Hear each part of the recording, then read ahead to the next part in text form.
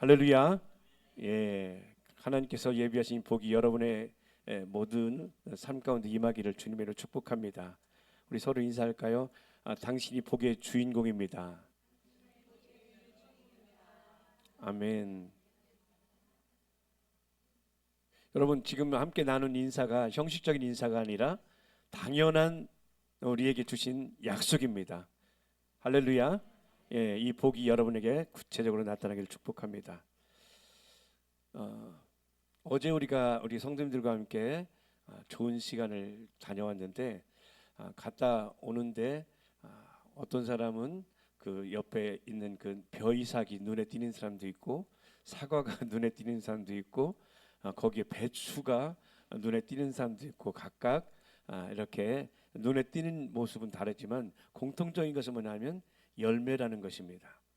배추를 심은 사람은 배추를 구경하기 위해서 배추를 심지 않고, 배추는 열매되어서 겨울을 준비하고 김장을 준비하고, 또 봄, 여름, 가을에 이 벼농사를 지은 사람도 벼 이삭을 구경하기 위해서 짓지 않고 그것을 장막 안에 다 넣어서 열매를 먹기 위한 것이고, 또 사과, 배, 모든 과일들도 그냥 구경하기 위한 관상용이 아니라 열매를 먹기 위한 그것이 최종적인 결론입니다. 모든 그 삼라만상을 보면서 하나님께서는 우리에게 하나님의 뜻과 하나님의 마음을 헤아리고 알 수 있도록 함께 하셨는데, 결국 하나님도 이 세상에 우리에게 모든 것들의 시작과 마지막에 결국 열매를 보기 원하는 것이 하나님의 마음입니다. 그래서 우리가 좀 절기를 통해서 계속 알아보고 있는데, 오늘은 7절기 중에 5번째 절기 나팔절에 대해서 함께 알아볼 것입니다. 벼농사를 짓는 분들 보면 이 벼를 그냥 심지 않고 이렇게 좋은 씨와 나쁜 씨를 이렇게 가리게 됩니다. 그것처럼 하나님께서 우리에게 복을 주시고 열매 맺기 위해서 먼저 하는 것은 보혈로 이렇게 좋은 씨와 나쁜 씨를 가릅니다. 그래서 출애굽할 때 좌우 설주와 인방에 피를 바르고 그 안에서 그 양식, 영의 양식을 먹는 자들에게서부터 시작해서, 그리고 그 모든 것들을 다 이루신 그리스도와 연합하여 하나 되는 무교절, 그리고 죽으신 후에 다시 부활하신 초실절에 예수와 연합하는, 그리고 그 후에 성령이 각자 위에 임해서 예수의 죽음으로 끝나지 않고 예수의 부활을 통해서 우리가 죄에서 끝나고 의인이 되어서 의로운 삶을 살 수 있도록, 응답받는 삶을 살 수 있도록, 권능의 삶을 살 수 있도록 인도하시는 초실절, 오순절, 성령의 사람, 그리고 오늘은 나팔절을 통해서 이렇게 하나님께서 우리의 삶에 어떻게 열매를 향해서 가는지, 어떻게 열매를 맺는지에 대해서 말씀을 진행하고 있는 중에 있습니다. 오늘은 하나님의 절기인 나팔절을 함께 묵상하면서 나팔절에 담겨 있는 하나님의 마음과 하나님의 의도와 하나님의 뜻을 구별하고 알게 되는 귀한 시간 되기를 바랍니다. 자, 레위기 23장 23절 25절 우리 함께 읽은 이 말씀에 나팔절로 기록된 이 단어는 요무테루아라는 히브리 말을 번역했는데, 이 말은 나팔을 크게 부는 날이라는 뜻입니다. 이때 우리 그 준비될 것이 이제 쇼파르입니다. 우리 사모님 쇼파를 한번, 나팔절에 이렇게 나팔을 불어요. 쇼파르를. 참된 제사장 홍사모. 예, 나팔절이 되면 이렇게 나팔을 이렇게 붑니다.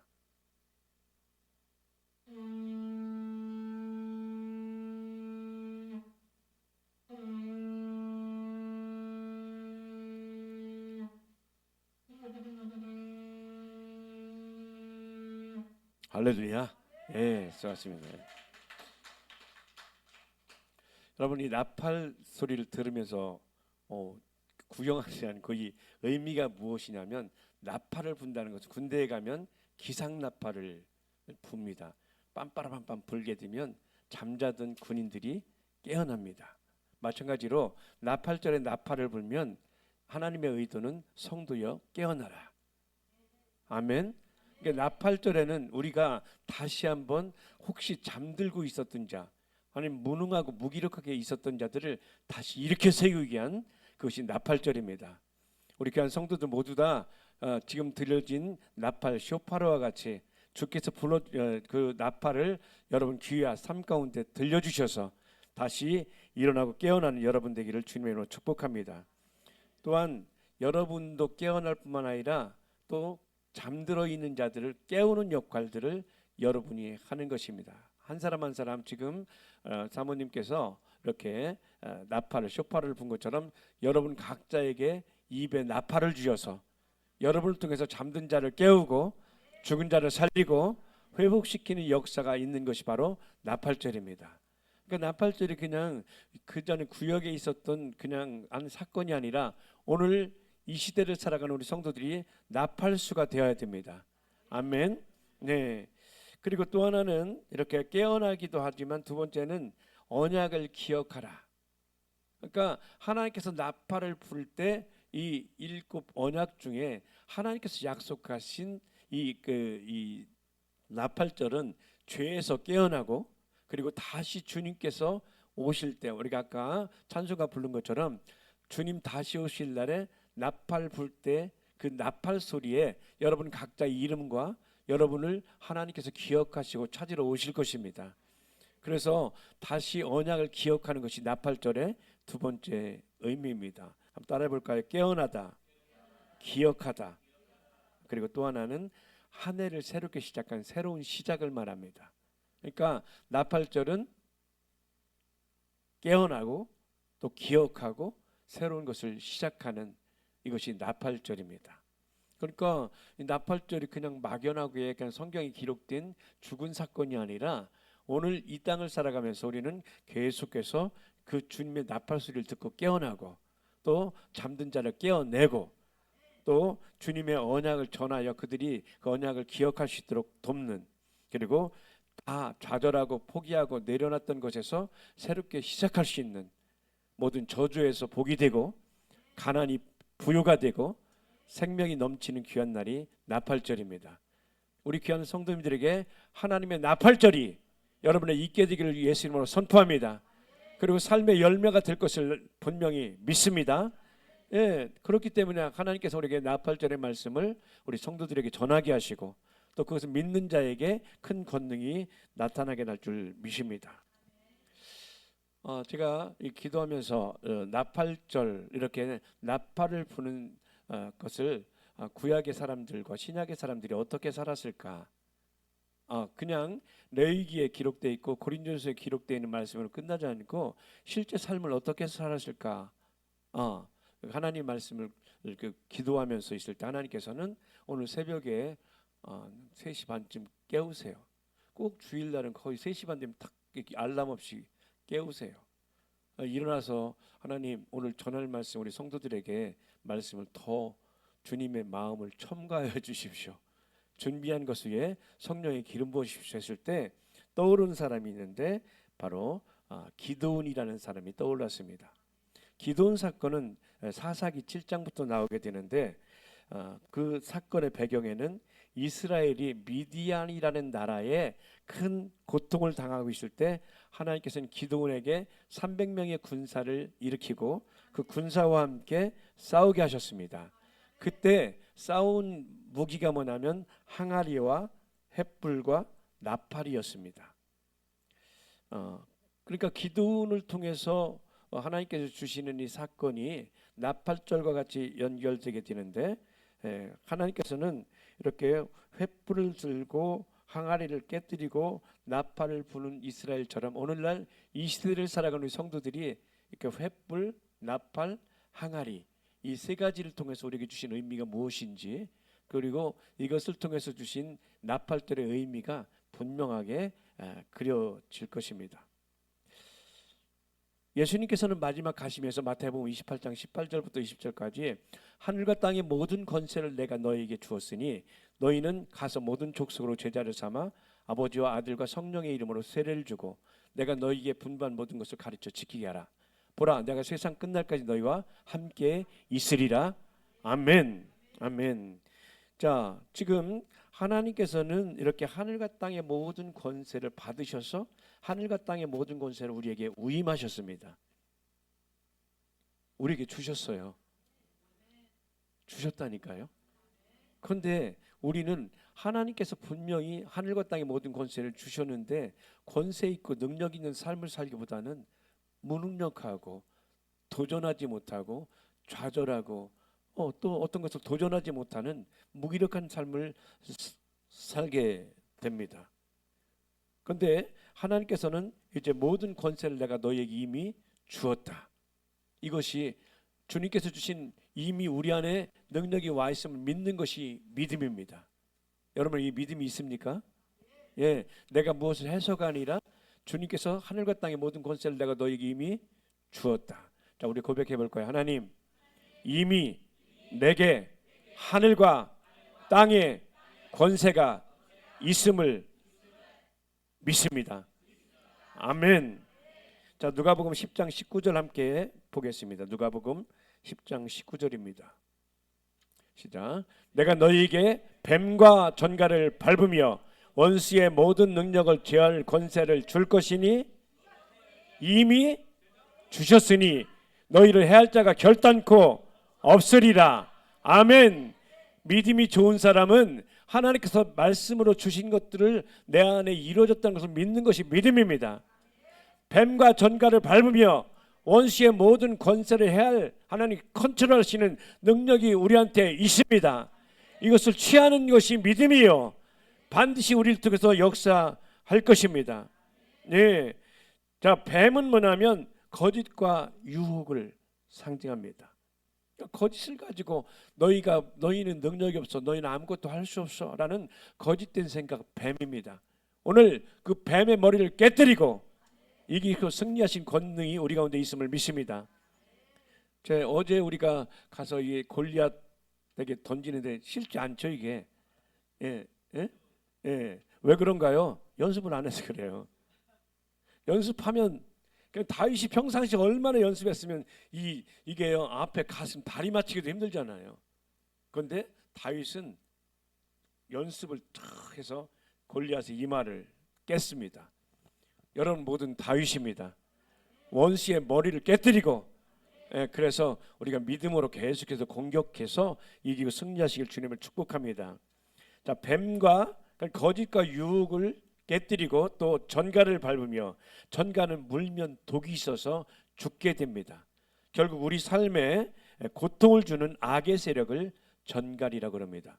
그런데 하나님께서는 우리에게 뱀과 전갈을 밟을 수 있는 신을 주셨습니다. 할렐루야. 그 신이 뭐냐면 에베소서 보니까 평안의 복음에 예비한 신입니다.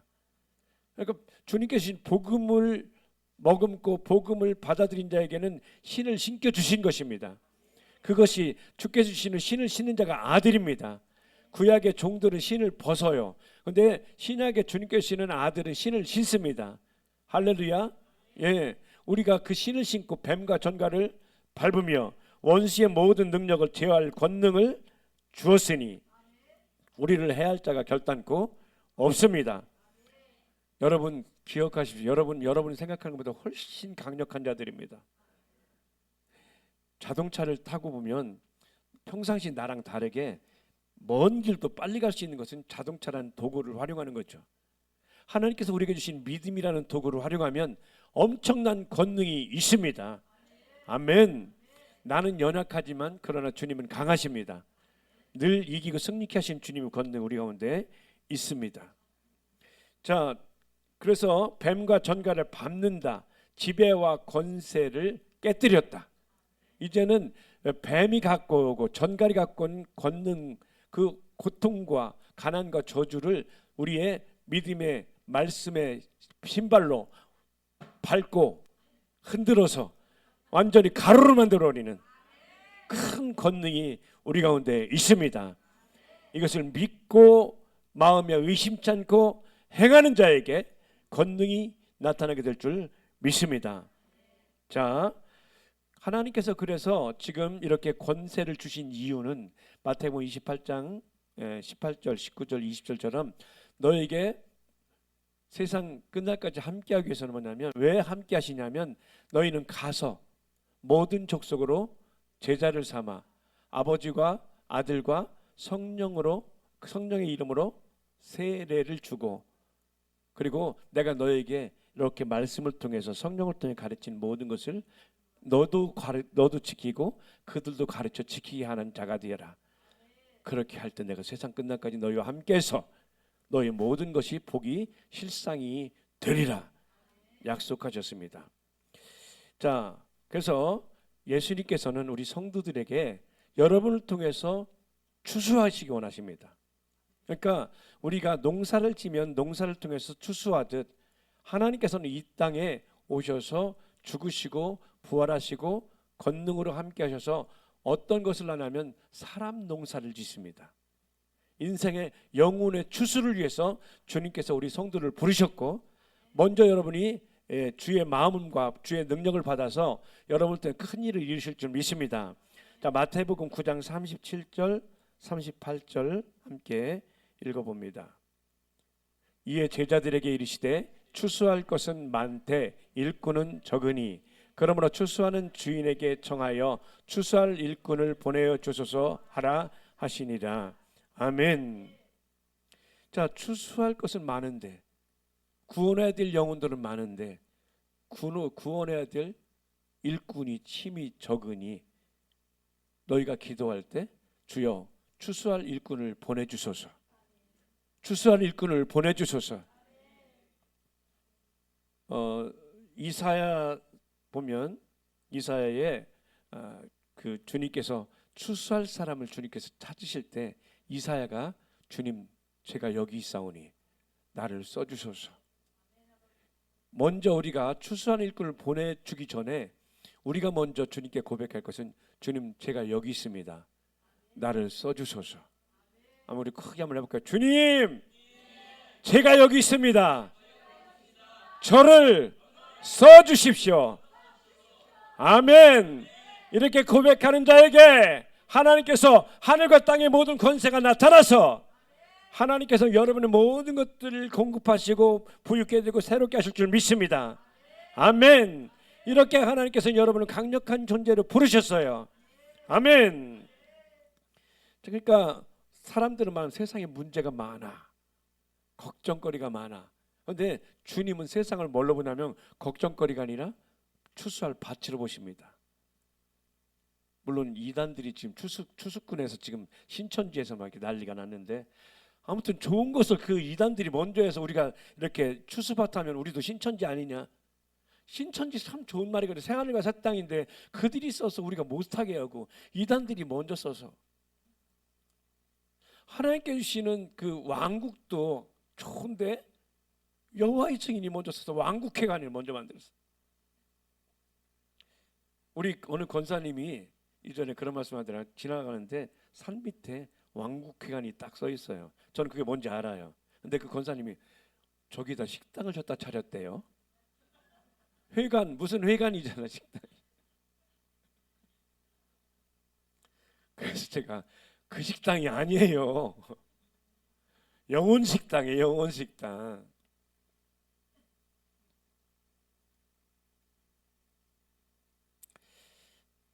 자, 지금 하나님께서는 복음의 능력을 이미 주셨습니다. 부족한 것은 복음의 능력이 아닙니다. 추수할 일꾼이 적은 것이 문제입니다. 그래서 우리는 추수할 일꾼은 우리들이고 추수할 주인은 하나님이십니다. 아멘. 그러니까 우리는 하나님의 뜻과 하나님의 마음에 동참하는 것이 전도요, 오늘 우리가 살아가는 이유인 것입니다. 그렇게 해서 우리가 먼저 해야 될 것은 기도입니다. 주님, 내게 그 믿음을 주셔서 나를 보내주십시오. 그래서 추수할 일꾼들, 우리 성도님들이 추수할 일꾼들이 먼저 해야 될 것은, 그래서 주님께서 먼저 가라 하지 않고 먼저 구하라부터 시작됩니다. 구하에서 주님께 귀한 은혜가 되는 여러분이 되어야 될 것입니다.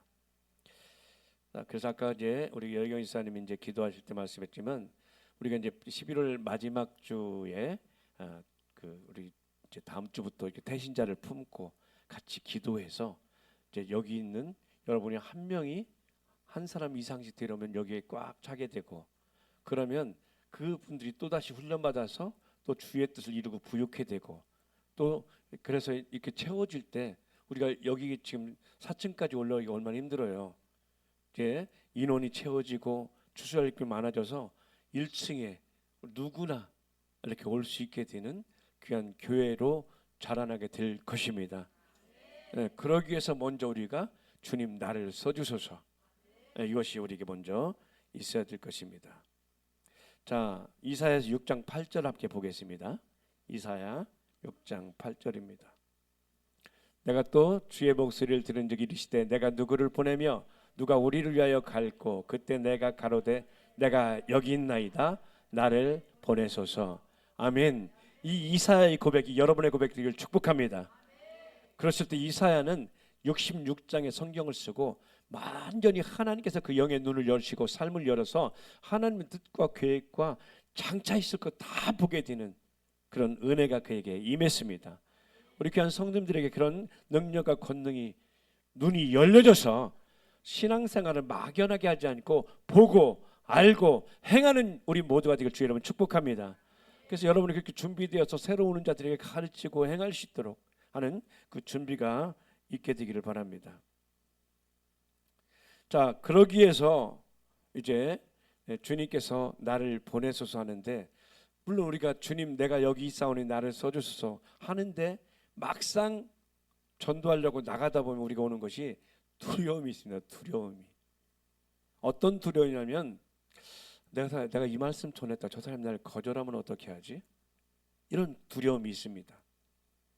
물론 사람과의 관계에 어려움 없는 사람은 그냥 만나는 게 오히려 힘이 되는 사람이 있지만, 그렇지 않은 사람은 가서 말하는 것이 어려울 수도 있습니다. 그런데 오늘 사사기 7장을 통해서 하나님께서 주신 이 나팔을 불기 전에 먼저 있어야 될 것은, 제일 먼저 이 항아리 안에 뭐가 있었냐면 횃불을 그 안에 담고 있습니다. 자, 항아리 속에, 자, 사사기 7장 20절 보겠습니다. 오늘 하나님께서 우리에게 주신 말씀 시작. 세대가 나팔을 불며 항아리를 부수고 좌수에 횃불을 들고 우수에 나팔을 불어 외쳐 가로되 여호와 기드온의 칼이여 하고. 아멘. 그러니까 항아리를 부수고 왼손에는 횃불을 들고 오른손에는 나팔을 붙잡고 있습니다. 그러니까 항아리 속에는 횃불이 감춰져 있습니다. 항아리를 깨뜨릴 때만 횃불의 빛이 드러납니다. 우리는 우리 자신의 두려움이라는 항아리를 깨뜨릴 때, 나 자신의 한계를 깨뜨릴 때 그 안에 있는 빛이 어둠을 물리치게 될 것입니다. 두려움을 물리치게 될 것입니다. 아멘. 오늘 항아리는 깨뜨리기 쉬워요, 어려워요? 쉬워요. 바닥에 던지면 끝나요. 여러분의 두려움을 바닥에 던지십시오. 그러면 두려움은 떠나갈 것입니다. 아멘. 그래서 이번 한 주 동안 여러분이 계속 기도하면서 여러분의 두려움의 항아리를 계속 던지십시오. 요한복음에 보면 사마리아 여인이 항아리를 깨뜨리지. 그분도 왜 깨뜨려요? 주님께서 주시는 생수를 받게 되니까 항아리를 깨뜨려요. 여러분의 생수가 있습니다. 능력이 있습니다. 항아리를 깨뜨리십시오. 두려움을 물리치십시오. 두려움에게 명령하세요. 너는 떠나갈지어다라고. 아멘. 항아리를 깨뜨릴 때 빛이 드러났고 그 빛이 어둠을 흔들었습니다. 여러분 안에는 복음의 빛이 있습니다. 예수의 생명이 있습니다. 그러나 여전히 두려움과 자아 그리고 체면이라는 항아리가 나를 둘러싸고 있을 수 있습니다. 따라합시다. 전도는 내 안에 항아리를 먼저 깨뜨려야 시작된다. 아멘. 예. 그러니까 나팔절에 제일 먼저 할 게 뭐예요? 항아리 깨뜨리기. 할렐루야. 그래야 나팔 불 수 있게 됩니다. 예. 저 사람이 나를 거절하면 어떨까? 내가 가진 것을 부족하지 않을까? 그러나 내 안에 복음의 빛이 이 모든 것을 변화시킬 능력이 있습니다. 마태복음 5장 14절 봅니다. 마태복음 5장 14절입니다. 너희는 세상의 빛이라. 산 위에 있는 동네가 숨기지 못할 것이요. 아멘. 이미 하나님께서 여러분을 빛이라고 말씀하시죠. 빛을 드러내려면 뭐 해야 돼요? 항아리를 깨뜨리는 거예요. 잘 알죠 우리가. 이번 한 주 동안 여러분 숙제가 있어요. 항아리 깨뜨리기. 할렐루야. 예. 그리고 다음 주에는 깨진 항아리 말고 횃불 들고 오시기 바랍니다. 자, 이렇게 하나님께서 이렇게 빛을 드러내게 되는데, 빛을 드러내게 되면 그 빛을 보고 사람들이 생명을 얻게 됩니다. 자, 고린도전서 15장 51절 52절 우리 읽었던 말씀 함께 봅니다. 보라, 내가 너희에게 비밀을 말하노니 우리가 다 잠잘 것이 아니요 마지막 나팔에 순식간에 호련히 변화되리니 나팔 소리가 나매 죽은 자들이 썩지 아니할 것으로 다시 살고 우리도 변화하리라. 아멘. 아멘. 그러니까 지금 하나님의 나팔절은 여러분이 나팔을 부는 것입니다. 나팔을 불기 전에 먼저 뭐 해야 된다고요? 항아리를 깨뜨리는 거예요. 그럼 항아리를 깨뜨리면 자연스럽게 횃불이 나오죠. 횃불이 나오면 이 빛을 향해서 나팔을 부는 것입니다. 자, 나팔을 불 때 이것은 뭐냐면 하나님께서 함께 하신 나팔이 뭐야? 아까 깨우는 거죠. 잠든 자를 깨우고 죽은 자를 살리고 다시 일어나게 하는 것들. 자, 로마서 10장 14절 보겠습니다. 나팔 부는 의미가 무엇인지. 시작. 그런즉 저희가 믿지 아니하는 일을 어찌 부르리요? 듣지도 못한 이가 어찌 믿으리요? 전파하는 자가 없이 어찌 들으리요? 아멘. 나팔절은 여러분이 복음을 선포하는 것입니다. 여러분은 이미 빛입니다. 그래서 빛을 들고 세상을 향해 나가서 그들을 향해서 복음을 전하는 것입니다. 그때 하나님께서 여러분의 그 나팔 소리를 듣고 죽은 자들이 깨어날 것이고 죽은 자들 주께 돌아오게 될 것입니다. 아멘. 살아나게 될 것입니다. 그러니까 우리가 불어야 될 나팔은, 나팔절에 우리가 불어야 될 나팔은 바로 복음의 소리입니다. 진리의 소리인 것입니다. 그래서 우리는 그 복음을 전할 태신자를 정하는 거예요. 전해야 될 자가 있어야 돼요. 전해야 될 자가. 그냥 허공에다 대면 나팔 소리가 아니라 분명히 찾아가서 전해야 될 자가 있습니다. 하나님은 모든 사람이 구원하시기를 원하십니다. 디모데전서 2장 3절 4절 함께 보겠습니다. 이것이 우리 구주 하나님 앞에 선하고 받으실 만한 것이니 하나님은 모든 사람이 구원을 받으며 진리를 아는 데 이르기를 원하시느니라. 아멘. 우리가 전도하는 이유, 태신자를 뽑는 이유는 진리를 알아야 돼요. 근데 진리를 알지니 그 진리가 너희를 자유케 하리라. 결국 죄와 사망과 저주에 매여 있는 그들에게 자유가 되고 치유가 되고 삶의 복이 될 수 있도록 우리가 전하는 것입니다. 그래서 여러분이 태신자를 뽑는 그 사람이 복된 자입니다. 할렐루야. 예. 그래서 하나님께서는 이렇게 모든 사람이 구원받기 원하고 구원받을 뿐만 아니라 진리를 아는데 이르기를 원한다.